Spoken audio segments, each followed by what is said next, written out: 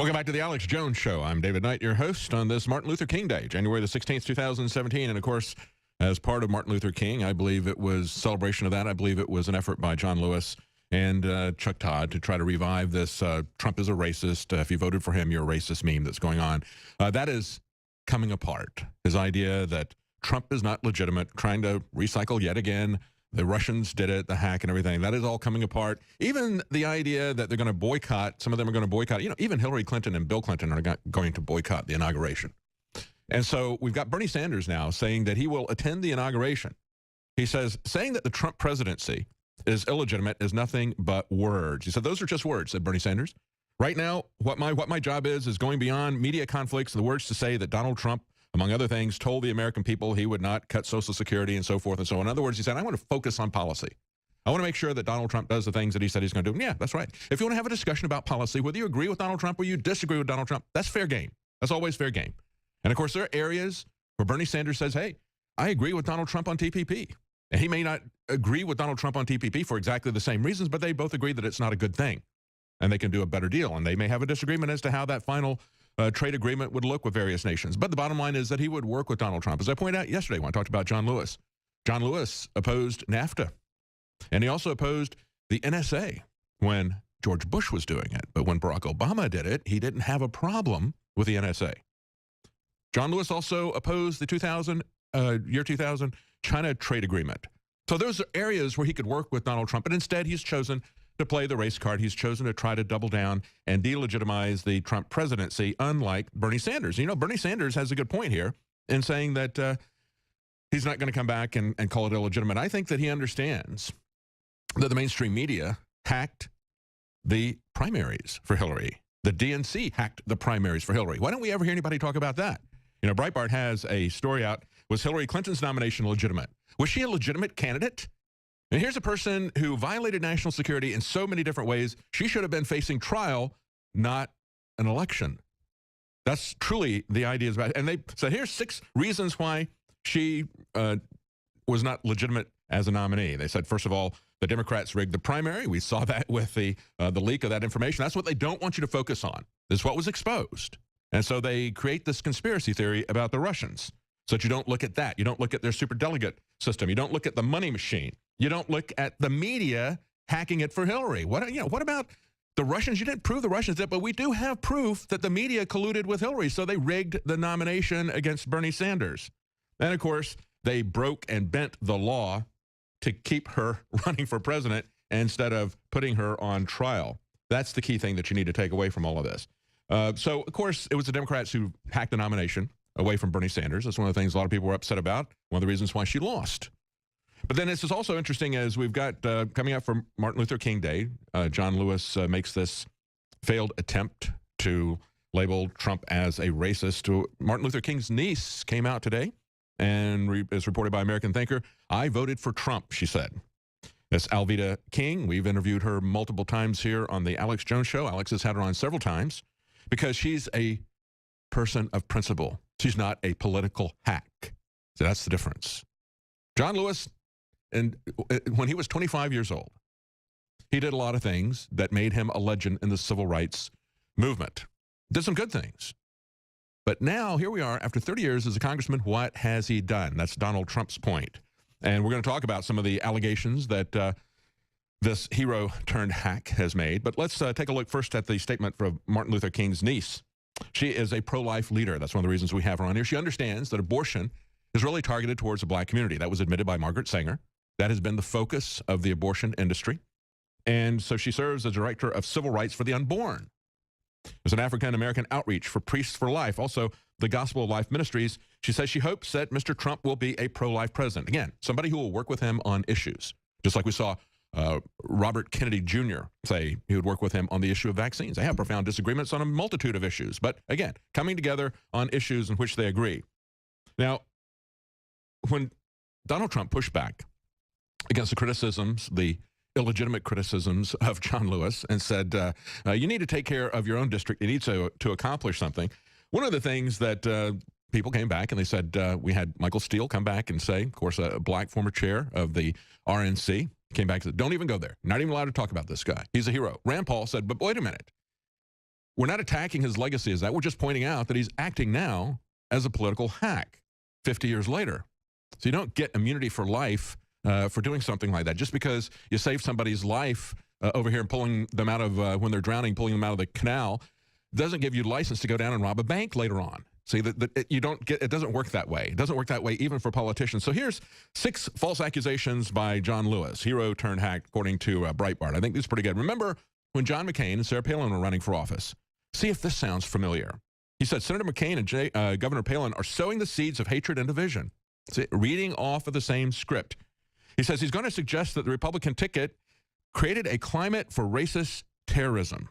That was what he said when McCain and Palin were running in 2008. 2010, he falsely claimed that Tea Party demonstrators said the N-word during an anti-Obamacare rally. Remember that?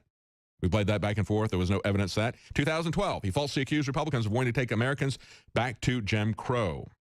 He gave a speech at the DNC convention in Charlotte that year, and he said he recalled all the times that he'd worked as a freedom rider. And later on in 2016, he falsely compared Donald Trump to George Wallace.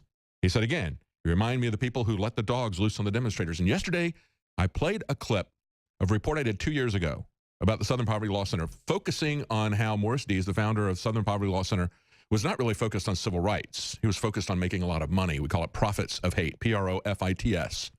And what we did was we played the segment in there in Montgomery, where the Freedom Riders, who were trying to get the federal government to enforce laws that they had and that had been found constitutional by the Supreme Court against segregating interstate bus transportation. That's what the Freedom Riders were about.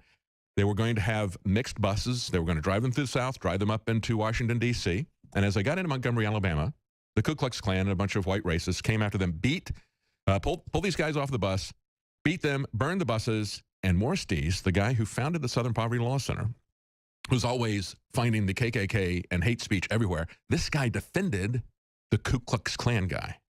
Then he decided he could make even more money doing mass mailings. And then eventually he got back into the racism business. But on the other side, and see, that's the way the Democrat Party works. It's a party of demagogues. There you go. You see that right there? That guy on the ground, if you're looking at this video? The guy that's being kicked, that wasn't his defendant. That guy was his defendant that was kicking him there. So that's the way these guys work. They can flip on a dime. You know, they just look at where the demographics are flowing and what they want to do, and it's like, okay, well, we were pro-Ku Klux Klan last year. Let's become anti-Ku Klux Klan this year. That's the way Robert Byrd in West Virginia worked. That's the way the Clintons work. That's the way these guys are working, because they focus on racial identity all the time. It is truly the politics of racism that you see in the Democrat Party. And finally, let's not forget that in 2016, John Lewis said that Bernie Sanders played absolutely no role in the civil rights movement. So he doesn't have a problem with people like Morris Dees, Southern Poverty Law Center, but because he's a political hack and because he was working for the Clintons, he came out and said that Bernie Sanders wasn't involved in the civil rights movement. Remember that? Bernie Sanders came out with the photographs showing him involved in the civil rights movement. That was a guy who really did work in the civil rights movement, but of course, he was just ignored.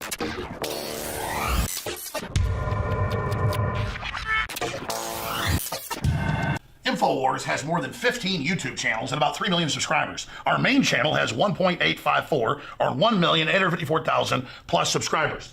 Now, they've been gaming the system for a long time to shut down nationalistic or patriotic media, saying we're right-wingers, saying we're extremists. Well, it doesn't matter who we are. We have a right to free speech, don't we? As long as we don't violate the rules. Well, now Zuckerberg has come out and said he's going to restrict conservative news like communist China does, calling it fake news. And Google, that owns YouTube, has announced, and they've done it now 2 weeks ago, that they're going to basically make you click the bell in your notifications. We're going to show you how to do that, or you won't get all the channels that you've subscribed to, and you won't get the videos. Now, why are they doing this? It's more than just censoring. They want you to see the videos that they feed you below and beside the videos you're looking at that are corporately sponsored so they make more money. They're taking the you out of YouTube. So we're in this information war, and it's more important than ever that you promote the videos, that you like the videos, and that you send them on to others. Because the answer to the attempt to shut us down and restrict free speech that's openly now happening is for us to redouble our efforts. We're winning the culture war as true classical liberals that made this country great. We're restoring the Renaissance. So again, if you want to get our videos, so you can make your decision whether you want to see them or not. After all, that's why you subscribed. YouTube's had this since they started 12 years ago or whatever it was. And they're fundamentally changing it so you don't get it. Ladies and gentlemen, This is promoting fake news and trash news and establishment news. It's killing real independent news. But we, the people, by taking action, can break the back of this system. So please click on the bell so you get the notifications and so you get in your feed the videos and channels you've subscribed to. I'm Alex Jones for Infowars.com.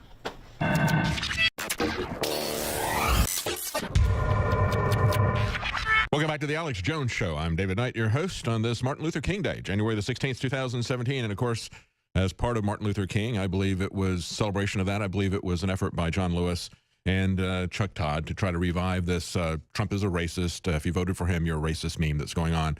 That is coming apart. His idea that Trump is not legitimate, trying to recycle yet again. The Russians did it, the hack and everything. That is all coming apart. Even the idea that they're going to boycott, some of them are going to boycott, even Hillary Clinton and Bill Clinton are going to boycott the inauguration. And so we've got Bernie Sanders now saying that he will attend the inauguration. He says, saying that the Trump presidency is illegitimate is nothing but words. He said, those are just words, said Bernie Sanders.